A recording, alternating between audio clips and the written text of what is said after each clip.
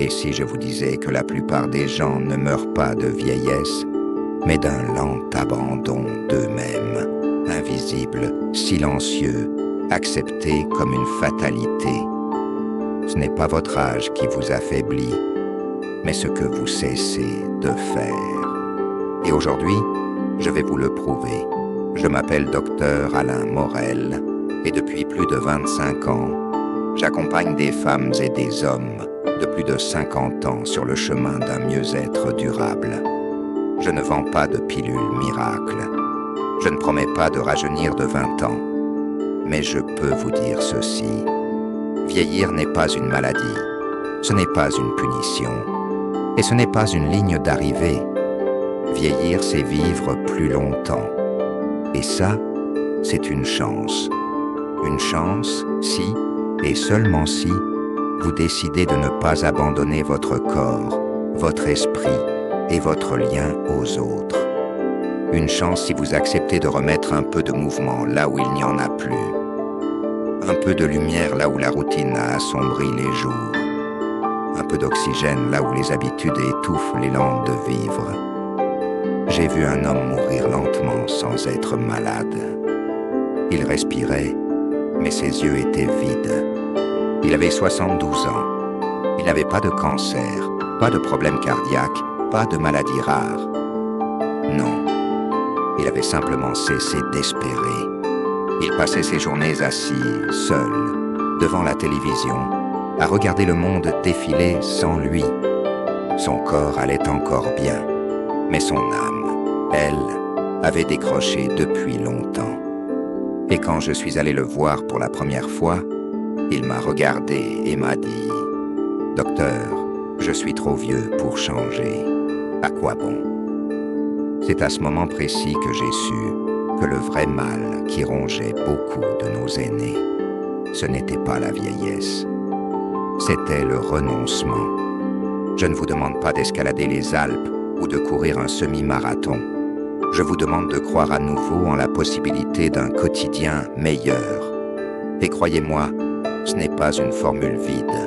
J'ai vu des transformations réelles, profondes, parfois spectaculaires. Claire, par exemple, une ancienne infirmière de 69 ans à Angers, m'a été adressée par son médecin traitant pour un état dépressif chronique.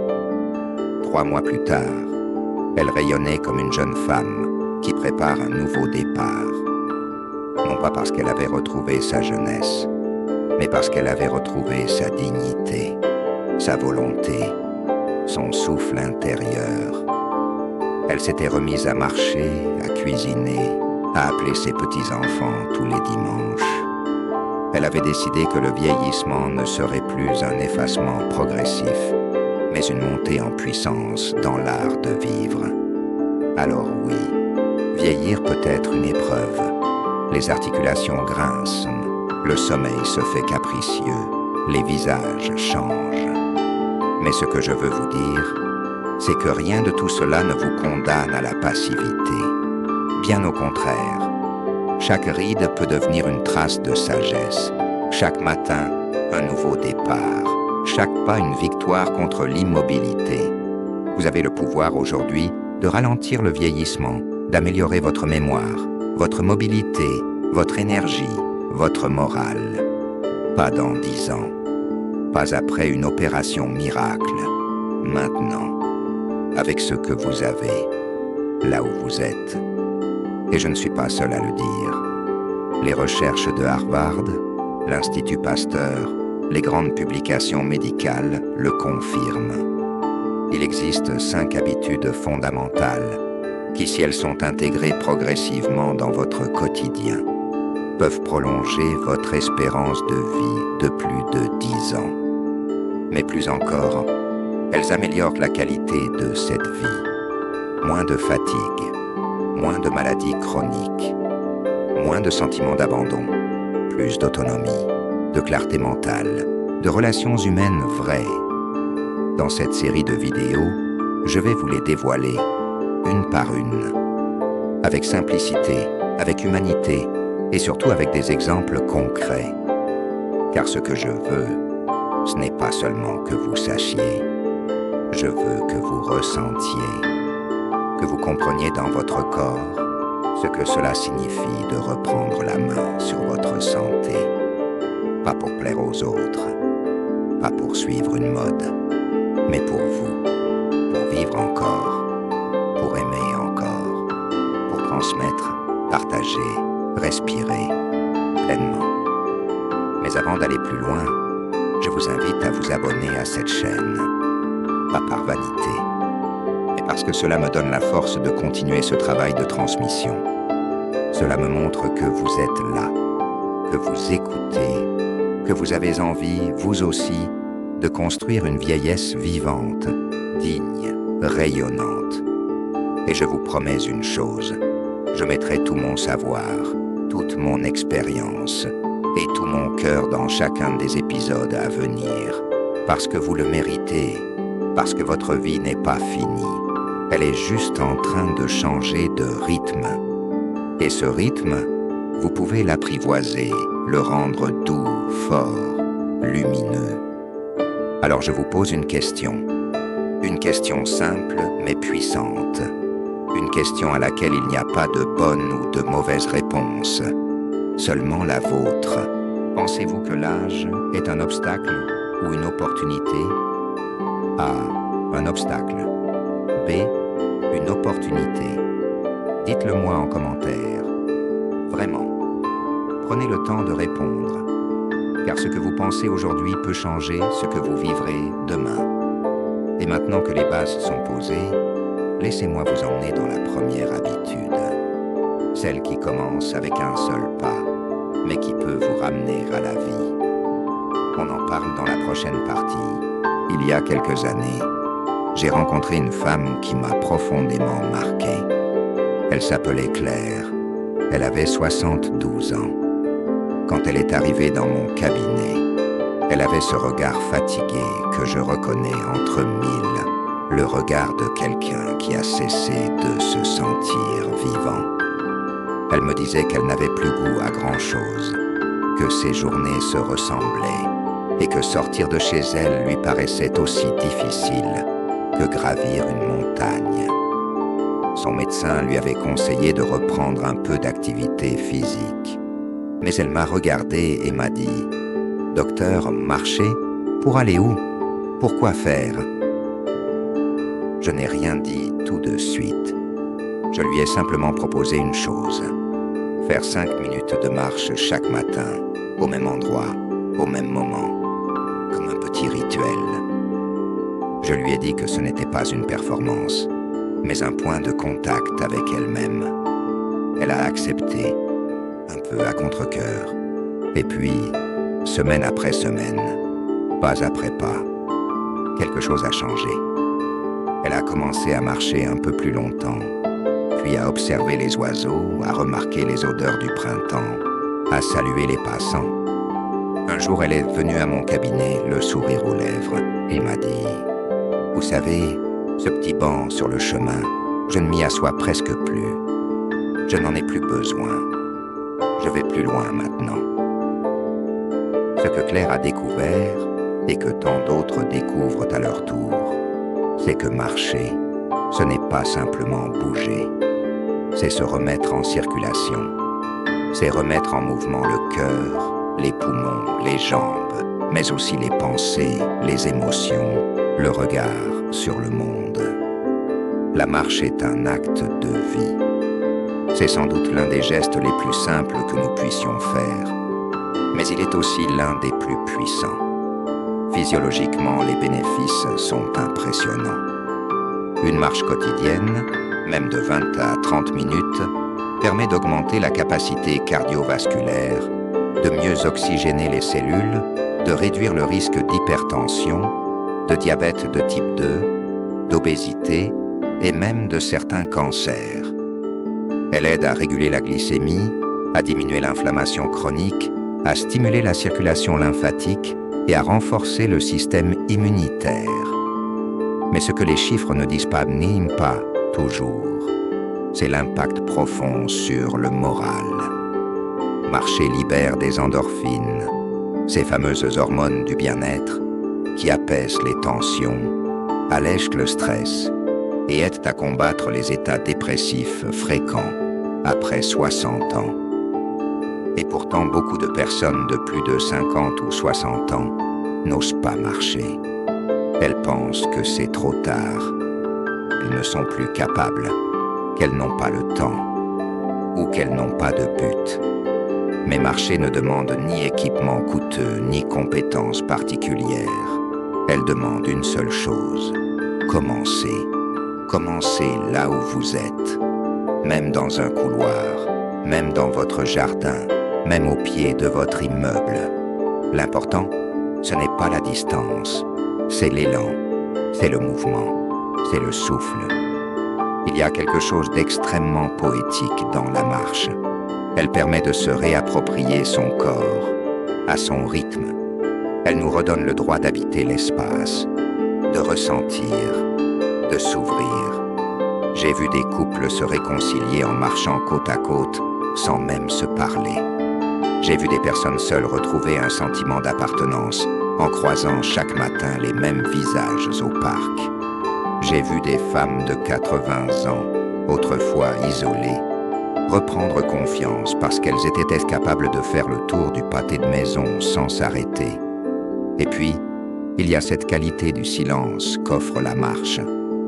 Ce n'est pas un silence vide, c'est un silence habité. Quand on marche, on écoute mieux. Son souffle, ses pensées, le monde autour.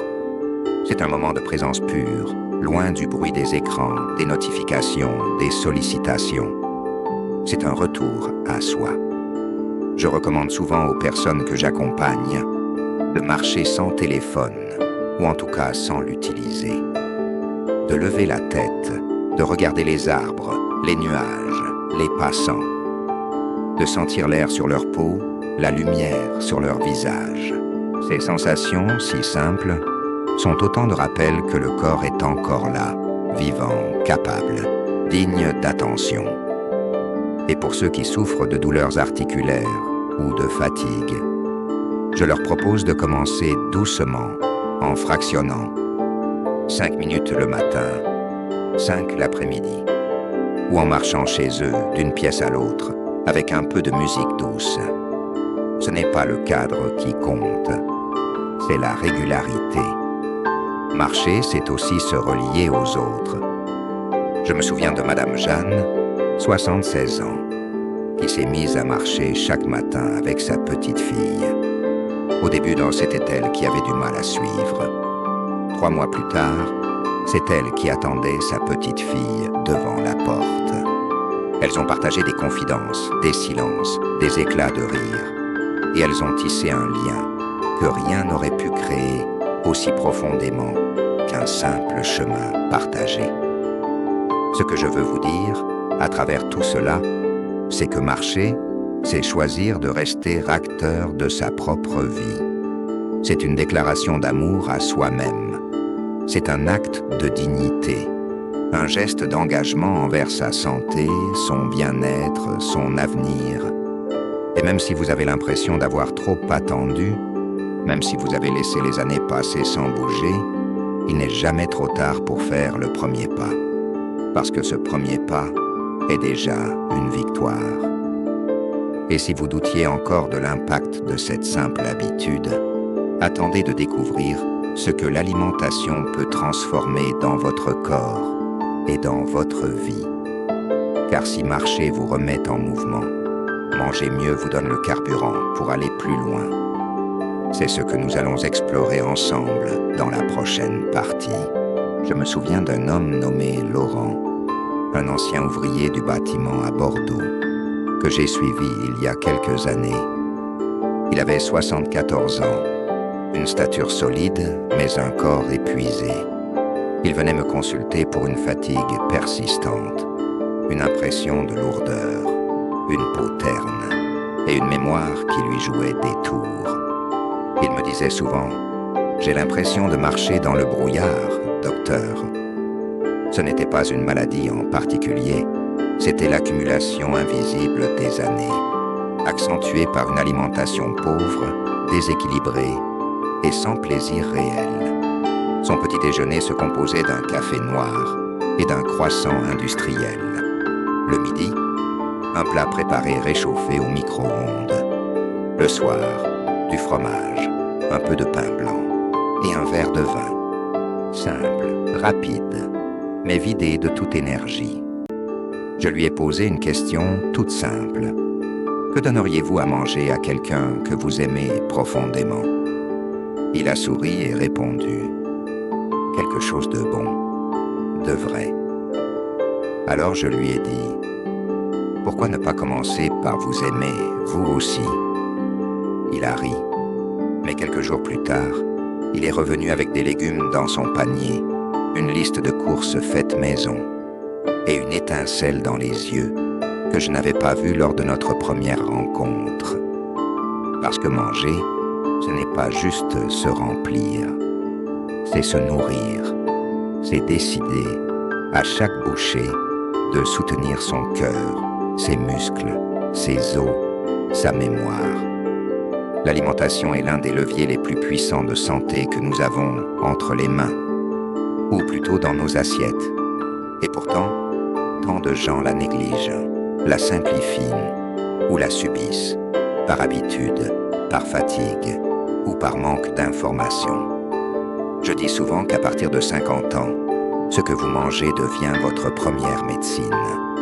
Les cellules se renouvellent plus lentement. Le métabolisme ralentit. Les défenses immunitaires sont plus fragiles. Le cerveau devient plus sensible aux carences. Et tout cela peut sembler inévitable. Mais ce n'est pas une fatalité. Avec une alimentation adaptée, on peut réduire jusqu'à 35% le risque de maladies neurodégénératives, améliorer la digestion, retrouver un sommeil plus réparateur, une peau plus souple, et même renforcer son humeur. Mais qu'est-ce que bien manger, concrètement? Ce n'est pas suivre un régime à la mode, ni éliminer tous les plaisirs. C'est revenir à l'essentiel, des aliments bruts, vivants, colorés, riches en nutriments. Je conseille toujours de composer son assiette comme un tableau. Des légumes de toutes les couleurs, une source de protéines maigres, comme du poisson, des œufs ou des légumineuses, un peu de bonne graisse, comme l'huile d'olive ou quelques noix et des céréales complètes. Rien d'exotique, rien de compliqué. Juste des aliments vrais, non transformés, que nos grands-parents reconnaîtraient. Et surtout, il faut redonner une place centrale à la mastication. Bien mâcher, prendre le temps de savourer, c'est aussi important que ce que l'on mange. Parce que la digestion commence dans la bouche. Et que chaque repas peut redevenir un moment de pleine conscience, un moment pour soi. Une autre chose que j'observe souvent chez mes patients, c'est la sous-estimation de l'eau. Après 60 ans, la sensation de soif diminue et beaucoup ne boivent pas suffisamment. Cela entraîne fatigue, maux de tête, problèmes rénaux et une peau sèche qui trahit le manque d'hydratation. Un simple réflexe, boire un verre d'eau le matin au réveil, un autre avant chaque repas, peut transformer votre niveau d'énergie. Et puis, il y a les fibres. Trop souvent oubliées, elles sont pourtant essentielles pour garder un transit sain, un microbiote équilibré et une bonne gestion du cholestérol. Je recommande d'intégrer chaque jour une portion de légumes crus, des fruits entiers, un peu de graines de lin ou de chia et des légumineuses. Non seulement cela facilite la digestion, mais cela influence aussi positivement l'humeur. Car l'intestin est notre deuxième cerveau. S'il est en souffrance, tout l'équilibre émotionnel est affecté. Laurent, dont je vous parlais au début, a mis en place ces changements petit à petit. Il s'est mis à cuisiner à nouveau, redécouvrant des recettes simples qu'il préparait autrefois avec sa mère.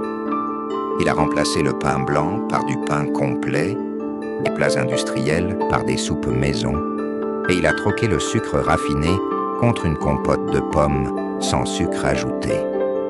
En quelques semaines, Sa mémoire s'est améliorée, sa peau avait meilleure mine. Et il me confiait qu'il se sentait plus éveillé, plus là. Il ne s'agissait pas de privation, ni de contrôle. Il s'agissait de réconciliation. Avec son corps, avec ses habitudes, avec le plaisir de manger en conscience. Et cela a eu un impact profond, bien au-delà de la simple question de poids ou de cholestérol. Si vous prenez le temps de regarder votre assiette, de choisir ce que vous y mettez avec attention et bienveillance, alors vous commencez déjà à reprendre soin de vous. Et cela se voit, cela se sent, cela transforme. L'alimentation n'est pas un fardeau. C'est une forme de respect de soi. Un acte d'amour, discret mais fondamental. Et si vous vous demandez par où commencer, rappelez-vous ceci. Une petite poignée d'amandes au lieu d'un biscuit, une soupe maison au lieu d'un plat réchauffé, un fruit entier au lieu d'un jus sucré. Ce sont ces petits gestes répétés qui font toute la différence. Dans la prochaine partie, je vous emmènerai encore plus loin. Parce qu'au-delà du mouvement et de l'alimentation, il y a un autre pilier essentiel de la longévité heureuse, l'activité mentale. Ce muscle invisible qu'est notre cerveau mérite, lui aussi, d'être entretenu chaque jour pour rester vif, curieux et lumineux. Nous en parlerons ensemble très bientôt. Je me souviens encore du regard de Richard, ce regard un peu éteint qu'il m'a lancé la première fois qu'il a franchi la porte de mon cabinet. Il avait 70 ans, ancien professeur de lettres classiques, à la retraite depuis 4 ans. Il m'a dit calmement, presque sans émotion, « Je perds mes mots. Parfois, je rentre dans une pièce et j'ai oublié pourquoi. J'ai peur de devenir lent, de disparaître doucement dans ma tête. » Il ne souffrait pas d'une pathologie grave, mais d'un phénomène que je vois trop souvent chez les personnes de son âge. Le cerveau qui, faute d'être stimulé, commence à s'endormir. Et avec lui, le goût de vivre s'émousse. Ce que j'ai expliqué à Richard et que je partage ici avec vous, c'est qu'un cerveau, c'est comme un muscle. Et comme tous les muscles, il s'use quand on ne l'utilise pas. Mais la bonne nouvelle, c'est qu'il peut aussi se renforcer. Il peut se réveiller. Il peut même surprendre. L'idée que la mémoire décline forcément avec l'âge est une idée reçue. Le cerveau a une capacité extraordinaire à créer de nouvelles connexions neuronales, même à 80 ans. Mais pour cela, il faut le nourrir. Pas seulement avec des aliments. Nous en avons parlé, mais avec des idées, des défis, des rencontres, des découvertes. J'ai proposé à Richard de commencer un journal. Rien de compliqué, 3 lignes chaque soir, sur ce qu'il avait ressenti dans la journée. Ce simple exercice, répété avec constance, a été comme une étincelle. Il a repris goût à l'écriture, puis à la lecture, puis à la discussion. Et un jour, il m'a annoncé avec un sourire malicieux « Je me suis inscrit à un atelier d'italien. J'ai toujours rêvé de comprendre Verdi. » Ce petit pas, presque banal, a réveillé en lui un feu qu'il croyait éteint. 2 ans plus tard, il m'écrit toujours, chaque mois, une carte postale, parfois depuis Rome ou Florence. Ses mots sont fluides, vivants. Sa mémoire est plus claire, mais plus encore, son esprit est redevenu curieux. Je raconte cela parce que beaucoup de personnes pensent que garder un esprit vif est une affaire de chance ou de génétique. Mais en réalité, c'est une question d'entretien. Chaque activité intellectuelle, lire, écrire, apprendre, jouer, débattre, est une gymnastique cérébrale. Et c'est cette gymnastique qui maintient l'autonomie mentale, la concentration, la vivacité. Je conseille souvent aux personnes que j'accompagne de créer des petits rituels simples. lire un article chaque matin, résoudre un mot croisé dans l'après-midi, tenir une correspondance avec un ami, écouter une conférence en ligne. L'important n'est pas la performance, mais la régularité. C'est l'acte même de solliciter son cerveau, de le sortir de sa zone de confort qui l'oblige à rester en éveil. Ce peut être une nouvelle recette à apprendre, un instrument à apprivoiser, une promenade dans un musée, ou même une conversation soutenue avec un petit enfant sur un sujet qu'on ne maîtrise pas. Chaque fois que l'on sort de l'automatisme, on donne de l'air à son esprit, mais il ne faut pas négliger non plus le rôle des interactions humaines. Le cerveau se nourrit des échanges. Il grandit dans la relation. Une discussion sincère, un débat amical, un moment partagé à raconter ses souvenirs. Tout cela active les fonctions cognitives. L'isolement, en revanche, les éteint. J'ai vu des personnes seules s'éteindre comme des bougies oubliées. Et j'ai vu des femmes et des hommes de 80 ans rayonner après avoir rejoint un cercle de lecture ou un club de jeu, parce qu'ils retrouvaient un sens, une place, une stimulation qui venait de l'autre. Un autre aspect que l'on sous-estime souvent, c'est le lien entre le corps et l'esprit. Bouger, c'est aussi penser mieux. L'activité physique régulière stimule la neurogenèse, améliore la circulation cérébrale, réduit le stress oxydatif. Marcher, danser, même jardiner, tout cela contribue à garder un cerveau alerte. De même, la qualité du sommeil influence la mémoire. Une nuit hachée, agitée, empêche le cerveau de consolider les apprentissages de la journée.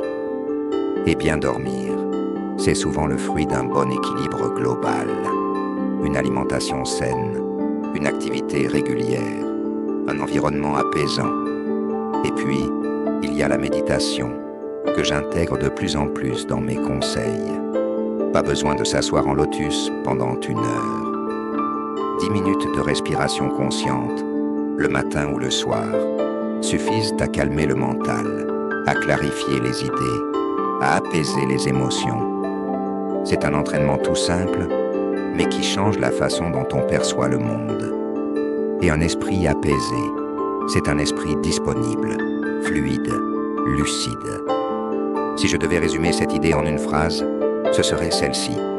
Garder un esprit vif, c'est continuer à dire oui à la vie, oui à la curiosité, oui à l'inconnu, oui à la surprise. Peu importe l'âge, tant que l'on apprend, tant que l'on s'émerveille, tant que l'on cherche à comprendre, on reste vivant à l'intérieur.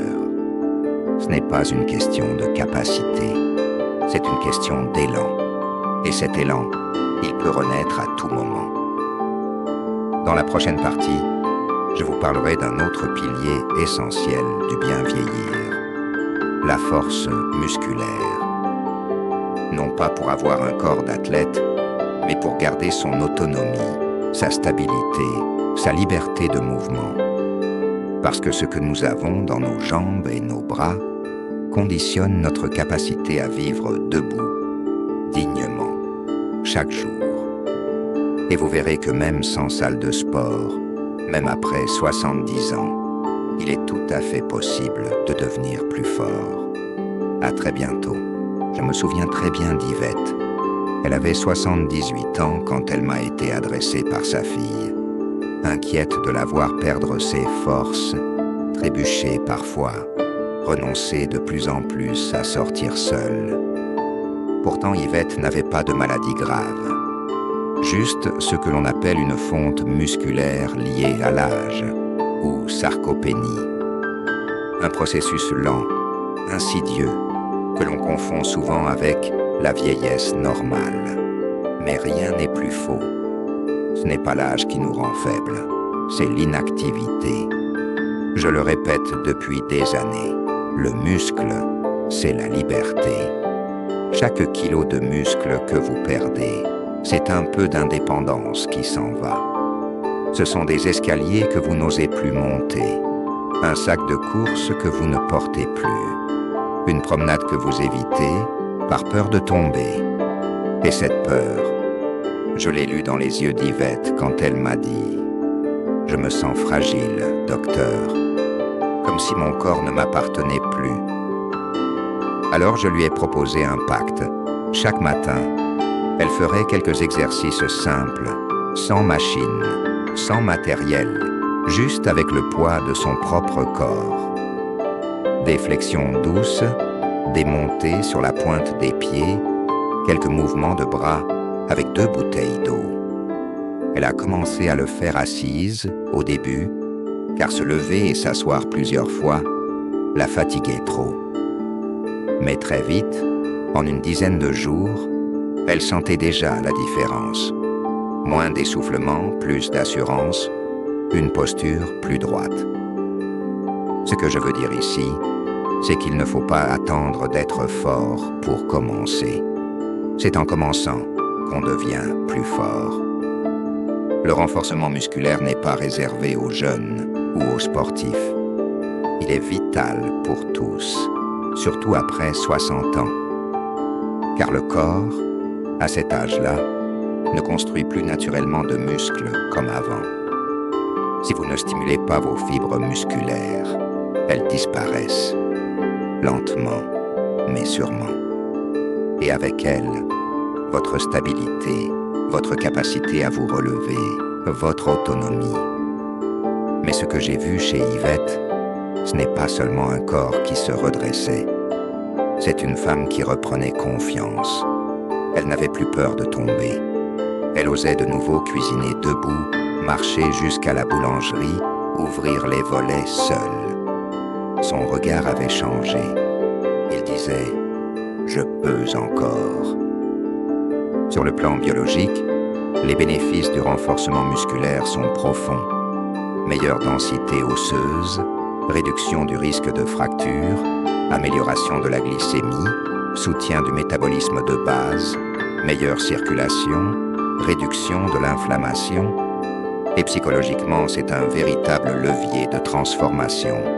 On se tient plus droit, on respire mieux, on dort mieux. Le corps devient un allié, non plus un poids.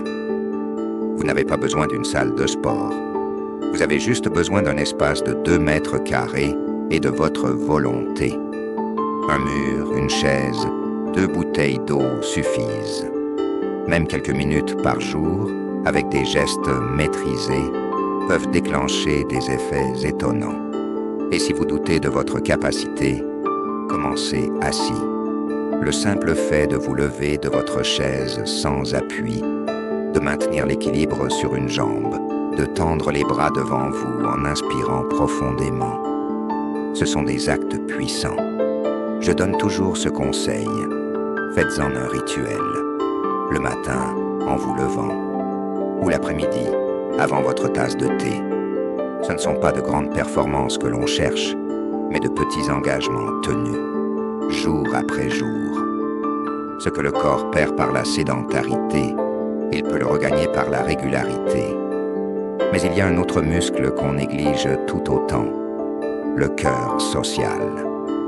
Celui qui bat à travers nos relations. Et là aussi, j'ai une histoire à partager. Marguerite, 80 ans, veuve depuis 3 ans, ne sortait presque plus. Elle me disait qu'elle n'avait plus rien à dire à personne, que les journées étaient longues et les silences pesants. Je lui ai demandé « Quand avez-vous parlé pour la dernière fois, sans regarder une montre, sans vous sentir de trop ?» Elle n'a pas su répondre. Je lui ai proposé de rejoindre un petit groupe de bénévoles dans sa commune qui tricotait des couvertures pour des associations. Elle a hésité. Elle est allée 1 fois, puis 2, puis chaque semaine. Et ce que j'ai vu chez elle, c'est le même éclat qu'avec Yvette. Le corps revit par le lien. Le cœur s'ouvre quand il sent qu'il compte pour quelqu'un. L'isolement, c'est une épidémie silencieuse chez les seniors. Et ses effets sont réels. Plus de risques de dépression, de troubles cognitifs, de maladies cardiovasculaires. Inversement, Le fait de maintenir des liens sociaux solides allonge l'espérance de vie, renforce le système immunitaire et donne du sens aux jours qui passent. Il ne s'agit pas de multiplier les amis. Il s'agit de nourrir quelques relations vraies. Un appel à une vieille amie, une lettre, une partie de cartes au club du quartier, un échange dans une file d'attente. Ce sont ces fils invisibles qui nous relient à la vie. J'ai vu tant de personnes se transformer en retrouvant un cercle, un groupe, une voix. Parfois, il suffit de peu. Oser dire bonjour, se présenter, proposer un café. Ce ne sont pas des gestes anodins, ce sont des gestes de santé, des gestes d'humanité. Et vous savez ce que j'ai remarqué, année après année? C'est que les personnes qui gardent des muscles toniques et des liens vivants ont dans leurs yeux une lumière que rien n'éteint. Même la maladie, même les rides, même la perte, parce qu'elles restent actrices de leur histoire, parce qu'elles continuent de transmettre, d'échanger, de tendre la main. Dans la prochaine et dernière partie, je vous livrerai ce que j'ai appris après toutes ces années à accompagner ceux qui vieillissent avec conscience. Ce n'est ni un secret ni une formule magique, mais une vision du temps qui passe. Une manière d'habiter l'âge avec noblesse, avec fierté et surtout avec présence. Ce sera le mot de la fin, mais aussi, je l'espère, le début d'un nouveau chapitre pour vous. Je vous ai parlé de Claire, qui a retrouvé sa légèreté en marchant, de Laurent qui a rajeuni en mangeant mieux, de Richard qui a réveillé son esprit en apprenant une langue, d'Yvette qui s'est relevée grâce à la force de ses jambes, et de Marguerite qui a redonné du sens à sa vie en tissant à nouveau du lien. Toutes ces histoires sont vraies. Elles viennent de patients que j'ai accompagnés, de visages que je n'oublierai jamais. Et si je vous les ai partagés, ce n'est pas pour vous impressionner, c'est pour vous dire une chose essentielle. Rien n'est figé. Même après 60, 70 ou 80 ans, chaque jour reste une page blanche, et vous pouvez encore en être l'auteur. Vieillir ne signifie pas décliner. Vieillir, c'est changer de rythme. C'est apprendre à écouter son corps autrement. C'est faire la paix avec soi-même, avec ses limites, mais aussi avec ses forces qu'on croyait perdues. Vous avez en vous plus de ressources que vous ne l'imaginez. Parfois, elles dorment, mais elles n'ont pas disparu. Elles attendent d'être réveillées par une habitude, une attention, une décision. Je crois profondément que l'art de bien vieillir repose sur 3 piliers. Le mouvement du corps, la clarté de l'esprit et la chaleur des liens humains. Chacun de ces piliers peut être renforcé, quel que soit votre passé, vos douleurs, vos regrets. Il ne s'agit pas de devenir parfait, ni de suivre un programme rigide. Il s'agit de se remettre en mouvement, doucement, sincèrement, avec bienveillance. La plus grande leçon que j'ai apprise après 25 ans auprès des aînés, c'est celle-ci. Ce ne sont pas les années qui nous brisent, mais ce qu'on abandonne en chemin. L'élan de vivre, la curiosité, le lien à l'autre. Mais lorsque ces flammes sont ravivées, même un corps fatigué peut redevenir un refuge. Même un esprit ralenti peut briller à nouveau. Même une vie qu'on pensait en fin de parcours peut connaître un nouveau printemps. Alors si vous deviez retenir une seule chose de tout ce que nous avons exploré ensemble, c'est celle-ci. Commencez petit, mais commencez. Une marche de 5 minutes, une assiette plus colorée, un mot échangé avec quelqu'un, une pensée notée dans un carnet. Ces petits actes répétés ne sont pas anodins. Ce sont des actes de résistance contre l'effacement, des actes d'amour envers soi. Et vous, parmi les 5 habitudes que nous avons découvertes ensemble, Laquelle avez-vous envie d'adopter en premier? Dites-le moi dans les commentaires. J'aimerais vraiment lire vos réponses et voir ce qui résonne le plus pour vous. Peut-être que votre partage inspirera quelqu'un d'autre à se lancer aussi. Si ce contenu vous a apporté quelque chose de positif, n'oubliez pas de vous abonner à la chaîne pour ne rien manquer des prochaines vidéos. Et si vous souhaitez soutenir ce travail indépendant, vous pouvez faire un don, même symbolique, pour que je puisse continuer à créer des contenus utiles, humains et inspirants pour vous et pour tous ceux que cela peut aider. Merci du fond du cœur pour votre écoute, votre confiance et votre chemin partagé. À très bientôt.